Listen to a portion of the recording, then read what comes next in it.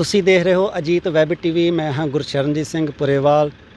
ਦਰਸ਼ਕੋ, ਜਿਵੇਂ ਕਿ ਤੁਸੀਂ ਜਾਣਦੇ ਹੋ ਕਿ ਅਸੀਂ ਇੱਕ ਅਹਿਮ ਉਪਰਾਲਾ ਕਰਦੇ ਆ ਰਹੇ ਹਾਂ, ਜਿਸ ਤਹਿਤ ਹੋਣ ਵਾਲੇ ਕੰਮਾਂ ਜਾਂ ਸੁਰੱਖਿਆ ਦਾ ਮਾਮਲਾ ਹੋਏ ਜਾਂ ਕੋਈ ਵੀ ਸਮਾਜ ਸੇਵਾ ਦਾ ਕੰਮ ਹੋਏ, ਇਸ ਸੰਬੰਧੀ ਤੁਹਾਨੂੰ ਜਾਣਕਾਰੀ ਦਿੰਦੇ ਆ ਰਹੇ ਹਾਂ। ਅੱਜ ਦੀ ਜੋ ਵਿਸ਼ੇਸ਼ ਜਾਣਕਾਰੀ ਤੁਹਾਡੇ ਨਾਲ ਅਸੀਂ ਸਾਂਝੀ ਕਰਨੀ ਜਾ ਰਹੇ ਹਾਂ, ਉਹ ਹੈ ਦੇਸ਼ ਦੀ ਸੁਰੱਖਿਆ ਨਾਲ ਸੰਬੰਧਿਤ। ਦੇਸ਼ ਦੀ ਸੁਰੱਖਿਆ ਭਾਰਤ ਪਾਕ ਕੌਮਾਂਤਰੀ ਸਰਹੱਦ ਦੀ ਅਸੀਂ ਗੱਲ ਕਰ ਰਹੇ ਹਾਂ, ਕਿਉਂਕਿ ਭਾਰਤ ਪਾਕ ਸਰਹੱਦ 'ਤੇ BSF ਤੈਨਾਤ ਹੈ ਅਤੇ ਪਾਕਿਸਤਾਨ ਵਾਲੇ ਪਾਸੇ ਉਹਨਾਂ ਦੇ ਰੇਂਜਰ ਤੈਨਾਤ ਹਨ।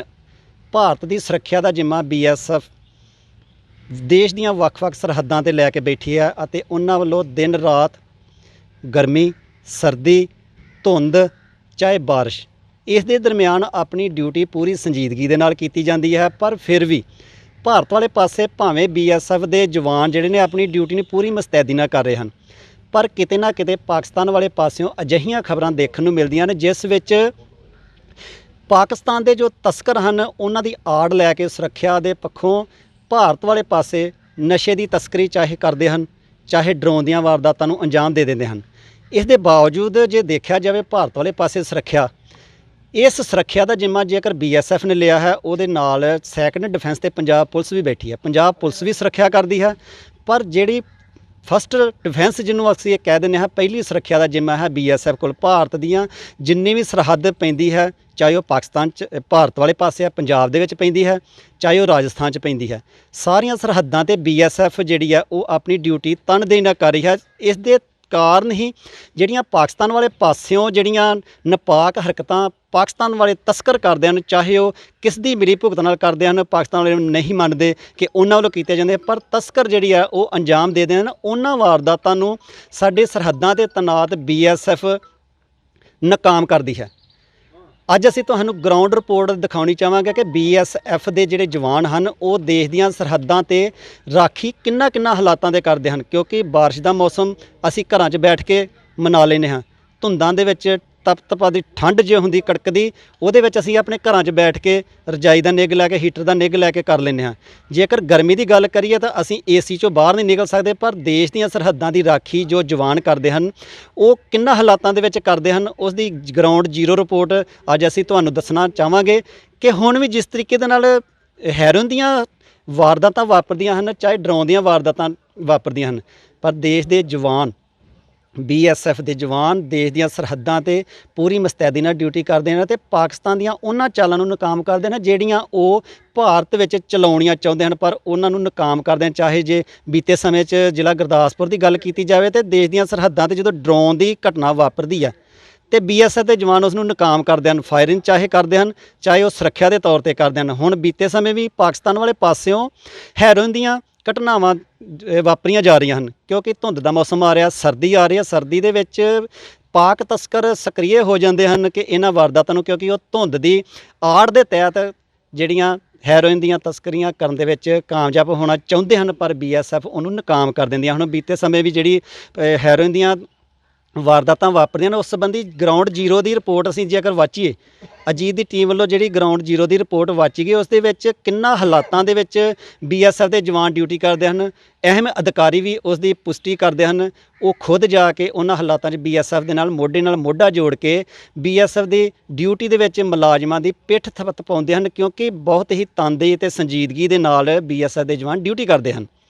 ਜੇਕਰ ਦੇਸ਼ ਦੀ ਸਰਹੱਦ ਭਾਰਤ ਦੀ ਗੱਲ ਕਰ ਲਈਏ, ਭਾਰਤ ਵਾਲੇ ਪਾਸੇ ਜਿਹੜੇ ਭਾਰਤੀ ਕਿਸਾਨ ਨੇ, ਉਹ ਆਪਣੀਆਂ ਜ਼ਮੀਨਾਂ ਨੂੰ ਵਾਹੀ ਜੋਤੀ ਲਈ ਕਾਸ਼ਤ ਕਰਦੇ ਹਨ ਅਤੇ ਨਾ ਸਰਕੰਡਾ ਉੱਗਣ ਦਿੰਦੇ ਹਨ ਅਤੇ ਨਾ ਹੀ ਕੋਈ ਵੱਡੀ ਹਾਈਟ ਵਾਲੀਆਂ ਉੱਚੀਆਂ ਫਸਲਾਂ ਦੀ ਕਾਸ਼ਤ ਕਰਦੇ ਹਨ। ਪਰ ਇਸ ਦੇ ਉਲਟ ਜਿਹੜੀਆਂ ਪਾਕ ਦੀਆਂ ਨਾਪਾਕ ਹਰਕਤਾਂ ਹਨ, ਉਹ ਇਹਨਾਂ ਵਿੱਚ ਸਫਾਈ ਨਹੀਂ ਕਰਦੇ ਦੇਸ਼ ਦੇ ਆਪਣੇ ਵਾਲੇ ਪਾਸੇ। ਕਿਉਂਕਿ ਜ਼ਿਲ੍ਹਾ ਗੁਰਦਾਸਪੁਰ ਅਤੇ ਪਠਾਨਕੋਟ ਅਤੇ ਅੰਮ੍ਰਿਤਸਰ ਜ਼ਿਲ੍ਹੇ ਦੇ ਵਿੱਚੋਂ ਜਦੋਂ ਰਾਵੀ ਗੁਜ਼ਰਦੀ ਹੈ, ਅਤੇ ਕਈ ਸਥਾਨਾਂ 'ਤੇ ਰਾਵੀ ਜਿਹੜੀ ਭਾਰਤ ਵਾਲੇ ਪਾਸੇ ਆ ਜਾਂਦੀ ਹੈ, ਕਈ ਸਥਾਨਾਂ 'ਤੇ ਰਾਵੀ ਪਾਕਿਸਤਾਨ ਵਾਲੇ ਪਾਸੇ ਚੱਲ ਜਾਂਦੀ ਹੈ। ਜਿਨ੍ਹਾਂ ਸਥਾਨਾਂ 'ਤੇ ਰਾਵੀ ਪਾਕਿਸਤਾਨ ਵਾਲੇ ਪਾਸੇ ਵਹਿੰਦੀ ਹੈ, ਨਾ ਤਾਂ ਉਹਨਾਂ ਪਾਸਿਆਂ ਦੇ ਉੱਤੇ ਵੀ ਪਾਕਿਸਤਾਨ ਵੱਲੋਂ ਸਫਾਈ ਦੇ ਕੋਈ ਪੁਖਤਾ ਇੰਤਜ਼ਾਮ ਕੀਤੇ ਜਾਂਦੇ ਹਨ। ਉਸ ਦਾ ਕਾਰਨ ਭਾਰਤ ਦੀ ਸੁਰੱਖਿਆ 'ਚ ਭਾਵੇਂ ਵਿਘਨ ਪਾਉਂਦਾ, ਪਰ BSF ਦੇ ਜਵਾਨ ਜਿਹੜੇ ਪੂਰੀ ਮੁਸਤੈਦੀ ਨਾਲ ਡਿਊਟੀ ਕਰਦੇ ਹਨ। ਅੱਜ ਵੀ ਇਸ ਸੰਬੰਧੀ ਅਸੀਂ ਜ਼ੀਰੋ ਗਰਾਊਂਡ ਦੀ ਰਿਪੋਰਟ ਵਾਚੀ ਗਈ ਕਿ ਕਿੰਨਾ ਹਾਲਾਤਾਂ 'ਚ ਡਿਊਟੀ ਕਰਦੇ ਹਨ। ਮਾਨਯੋਗ DIG sector headquarter Gurdaspur Prabhakar Joshi ਜੀ ਸਾਡੇ ਨਾਲ ਮੌਜੂਦ ਨੇ। ਅਸੀਂ ਇਹਨਾਂ ਦੇ ਮੂੰਹੋਂ ਵੀ ਜਾਣਦੇ ਹਾਂ ਕਿ BSF ਸਰ ਕਿੰਨਾ ਹਾਲਾਤਾਂ 'ਚ ਡਿਊਟੀ ਕਰ ਰਹੀ ਹੈ,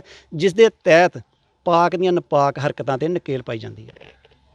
इस देश ने सीमा सुरक्षा बल को पाकिस्तान के साथ बॉर्डर और बांग्लादेश के साथ बॉर्डर, दोनों बॉर्डर पे सुरक्षा रखने का और किसी भी तरह जो अंतर्राष्ट्रीय सीमा रेखा है इसकी मान मर्यादा को रखने का और किसी भी तरह इसकी इंटेग्रिटी किसी भी तरह भंग नहीं हो उसका जिम्मा दिया है। और उसके लिए हमारे जवान हैं वो रात दिन मुस्तैद रहते हैं। एक जवान तकरीबन 14 से 16 घंटे लगातार निरंतर रूप से करता है। सुबह 6 बजे से दिन के 12 बजे तक करता है, फिर वही जवान शाम को फिर 6 से 12 बजे तक करता है। उसके अलावा इस पेट्रोलिंग, इस ऑब्जर्वेशन पोस्ट और लगातार पेट्रोलिंग के अलावा कई तरह के और ऑपरेशन रहते हैं जिसमें 3 से 4 घंटे हर जवान प्रतिदिन लगाता है। इसके अलावा अपने पूरे एरिए को, क्योंकि यहाँ पर पंजाब बॉर्डर पर सरकंडा बहुत बड़ी समस्या है, पाकिस्तान का उद्देश्य रहता है कि अपने इलाके के सरकंडे को साफ़ नहीं करे और उसकी आड़ में वो तस्करों से आतंकवादियों को भारत के अंदर भेजने की कोशिश करता है। उसके कारण भारत के लिए, हमारे लिए, सीमा सुरक्षा बल के लिए एक बहुत बड़ी समस्या रहती है, क्योंकि सरकंडे के बीच में घनी घास होने के कारण कुछ दिख नहीं पाता रात को। तो हमारे जवान अपने एरिए का जो पूरा सरकंडा है, अपनी इस ड्यूटी, सख्त ड्यूटी जो 14 से 16 घंटे की रहती है और इसमें अलर्ट रहते हुए इस काम को अपने बाकी समय में करते हैं और पूरी ताकत से लगे रहते हैं कि किसी भी, चाहे कितनी ही उनको मेहनत करनी पड़े, कितना ही अपना खून पसीना देना पड़े, पर भारत की जो सरहद हैं वो बिल्कुल सुरक्षित रहें, उस पर किसी तरह की आँच नहीं आए। और भारत के लोगों ने जो सीमा सुरक्षा पर भरोसा करा है वो हमेशा उसको मजबूत रखें, उस पर किसी तरह की आँच नहीं आने दें। ਸਰ ਜੈਸੇ ਜਿੱਦਾਂ BSF ਦੀ ਪਾਕਿਸਤਾਨ ਦੇ ਰੇਂਜਰਾਂ ਦੇ ਨਾਲ ਵੀ ਫਲੈਗ ਮੀਟਿੰਗ ਹੁੰਦੀ ਹੋਏਗੀ, ਇਹ ਸਫਾਈ ਦਾ ਮੁੱਦਾ ਉਹਨਾਂ ਦੇ ਅੱਗੇ ਵੀ ਉਠਾਇਆ ਜਾਂਦਾ ਸਰ? हाँ, पाकिस्तान के साथ जब भी मीटिंग होती है, कैजुअल कांटेक्ट होते हैं, तो लगातार उनको बताया जाता है कि आपके एरिए से इस तरह से ये अवांछित जो आतंकवादी हैं, स्मगलर हैं, ये कोशिश करते हैं, लगातार भेजते रहते हैं, आपके इलाके से ये ड्रोन उड़ करके आ रहे हैं, ड्रोन के थ्रू यहाँ पर आर्म्स, एम्युनिशन, ड्रग्स आ रहा है। पर चूँकि वो खुद ही इन्वॉल्व हैं, क्योंकि जितनी ये गतिविधि होती है वो सारी पाकिस्तान के पोस्टों के नज़दीक से होती है, पाकिस्तान का उसमें संरक्षण रहता है।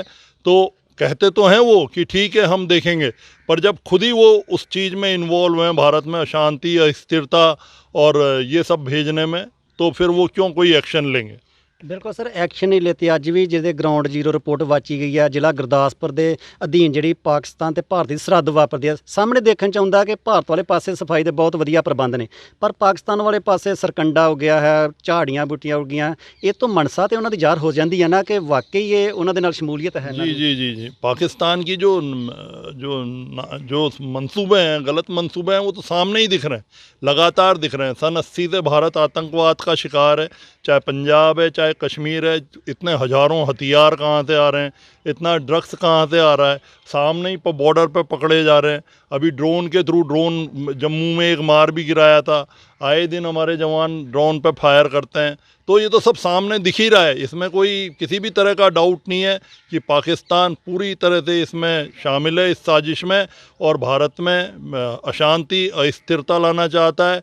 पंजाब जो पर्टिकुलरली हमारा इतना समृद्ध राज्य है, इसमें यहाँ के लोगों की जवानी, यहाँ की समृद्धि को नष्ट करना चाहता है। यहाँ चाहता है कि किस तरह से विघटनकारी शक्तियाँ मजबूत हों, और इसके कारण वो जानबूझ करके अपने एरिए में सरकंडा नहीं काटता है, अपनी जो इलाका है उसको पूरा बड़ी बड़ी पेड़ों से, घासों से ढके रखता है, ताकि जब उसके पीछे से कोई भी कार्रवाई करी जाए तो हमारी उस पर सतर्क आंखें पूरी ढंग से पड़ नहीं पाए।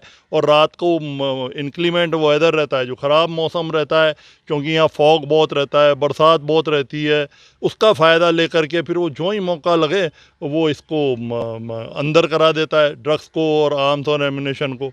और जैसा कि अभी आप देख ही रहे हैं, ड्रोन का जो मैंने पहले बताया, ये एक बहुत बड़ा नया ख़तरा बहुत तेज़ी से उभर रहा है। पर BSF इन्हीं सभी खतरों से मुकाबला करने के लिए और सभी सिक्योरिटी एजेंसीज़ के साथ, पर्टिकुलरली पुलिस के साथ पूरी तरह से तत्पर है।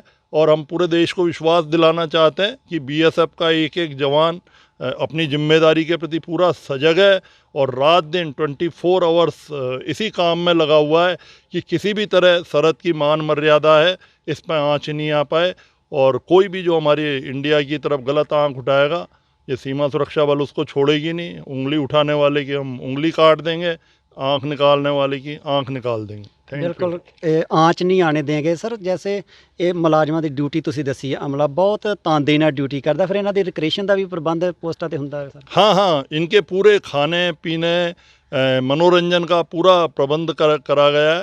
हम कोशिश करते हैं पूरे कि एक जवान को 6 घंटे की 5 से 6 घंटे की कम से कम एक बार पूरी नींद मिल जाए। इसके अलावा खाने का जो खुद मीनू है, जैसे मैं यहाँ DIG हूँ तो मैंने खुद ने अपने हाथ से, ताकि सब बेस्ट क्वालिटी का खाना जो बिग बाज़ार, मेट्रो, इस तरह के बड़े स्टोर्स हैं वहाँ से लाया जाता है। फ्रेश है वो, बिल्कुल ताज़ा लाया जाता है। रोज़ बादाम, फल, सप्ताह में 4-5 दिन जिसमें पनीर, मीट, चिकन, ये सब चीज़ें शामिल हैं। उनकी कैलोरी देखते हुए कितनी रिक्वायरमेंट है। इसके अलावा हर पोस्ट पे हमारे फ्रिज लगे हुए हैं, टीवी लगे हुए हैं, RO लगा रहे हैं। जितने पोस्ट पे एलिमेंट होने चाहिए, जितने कंस्ट्रक्शन रहने चाहिए, जैसे हमारी महिला जो बहादुर सीमा प्रहरी हैं, वीरांगना है, उन सबको हम यहाँ पर अलग से उनके लिए बैरिक बनी हुई है।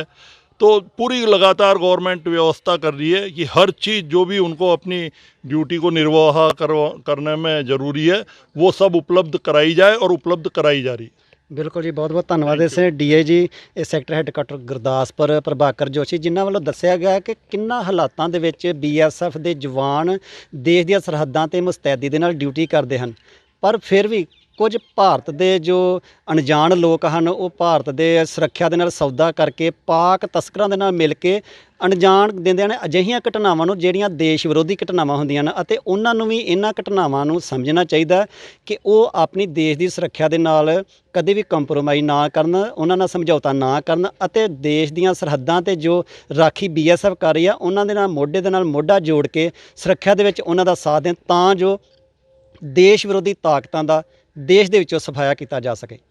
ਸਹਿਯੋਗੀ ਕੈਮਰਾਮੈਨ ਨਾਲ ਗੁਰਸ਼ਰਨਜੀਤ ਸਿੰਘ ਪੁਰੇਵਾਲ। ਦੇਸ਼ ਦੁਨੀਆ ਦੀਆਂ ਤਾਜ਼ਾ ਖਬਰਾਂ ਦੇ ਲਈ ਹੁਣੇ ਪਲੇ ਸਟੋਰ ਤੋਂ ਡਾਊਨਲੋਡ ਕਰੋ ਪੰਜਾਬ ਦੀ ਆਵਾਜ਼ ਅਜੀਤ ਨਿਊਜ਼ ਐਪ। ਹੁਣ ਤੁਹਾਡਾ ਆਪਣਾ ਅਜੀਤ ਹਰ ਸੋਸ਼ਲ ਮੀਡੀਆ ਪਲੇਟਫਾਰਮ ਦੇ ਉੱਤੇ ਉਪਲਬਧ ਹੈ। ਫੇਸਬੁੱਕ ਦੇ ਉੱਤੇ ਹੁਣੇ ਲਾਈਕ ਤੇ ਫੋਲੋ ਕਰੋ ਅਜੀਤ ਦਾ ਅਫੀਸ਼ੀਅਲ ਪੇਜ ਡੇਲੀ ਅਜੀਤ, ਤੇ ਹਾਂ ਨਾਲ ਹੀ ਦੋਸਤਾਂ ਨੂੰ ਪੇਜ ਲਾਈਕ ਕਰਨ ਦੇ ਲਈ ਇਨਵਾਈਟ ਕਰਨਾ ਨਾ ਭੁੱਲਣਾ। ਇੰਨਾ ਹੀ ਨਹੀਂ, ਹਿੰਦੀ ਦੇ ਵਿੱਚ ਖਬਰਾਂ ਵਾਸਤੇ ਲਾਈਕ ਤੇ ਫੋਲੋ ਕਰੋ ਸਾਡਾ ਫੇਸਬੁੱਕ ਪੇਜ ਅਜੀਤ ਸਮਾਚਾਰ ਹਿੰਦੀ। YouTube ਦੇ ਉੱਤੇ ਵੀਡੀਓ ਖਬਰਾਂ ਦੇਖਣ ਦੇ ਲਈ ਹੁਣੇ ਸਬਸਕ੍ਰਾਈਬ ਕਰੋ ਅਜੀਤ ਦਾ official YouTube channel Ajit web TV। ਤੁਹਾਡਾ ਆਪਣਾ ਅਜੀਤ ਹੁਣ ਟਵਿੱਟਰ ਤੇ ਇੰਸਟਾਗ੍ਰਾਮ ਦੇ ਉੱਤੇ ਵੀ ਉਪਲਬਧ ਹੈ। ਟਵਿੱਟਰ ਦੇ ਉੱਤੇ ਖਬਰਾਂ ਦੇ ਲਈ ਫੋਲੋ ਕਰੋ ਡੇਲੀ ਅਜੀਤ, ਤੇ ਇੰਸਟਾਗ੍ਰਾਮ ਦੇ ਉੱਤੇ ਖਬਰਾਂ ਦੇ ਨਾਲ ਵੀਡੀਓ ਦੇਖਣ ਦੇ ਲਈ ਫੋਲੋ ਕਰੋ ਬਲੂ ਟਿਕ ਵਾਲਾ ਸਾਡਾ ਅਫੀਸ਼ੀਅਲ ਚੈਨਲ ਡੇਲੀ ਅਜੀਤ। ਇੰਨਾ ਹੀ ਨਹੀਂ, ਅਜੀਤ ਦੇ ਵੀਡੀਓ ਹੁਣ ਤੁਸੀਂ Apple TV ਦੇ ਉੱਤੇ ਵੀ ਵੇਖ ਸਕਦੇ ਹੋ, ਤੇ ਨਾਲ ਹੀ ਅਜੀਤ ਅਖਬਾਰ ਦਾ ਡਿਜੀਟਲ ਐਡੀਸ਼ਨ ਪੜ੍ਹਨ ਦੇ ਲਈ ਡਾਊਨਲੋਡ ਕਰੋ ਅਜੀਤ ਈ ਪੇਪਰ ਐਪ। ਤੁਹਾਡਾ ਆਪਣਾ ਭਰੋਸੇਯੋਗ ਚੈਨਲ, ਤੁਹਾਡੀ ਆਪਣੀ ਆਵਾਜ਼, ਪੰਜਾਬ ਦੀ ਆਵਾਜ਼।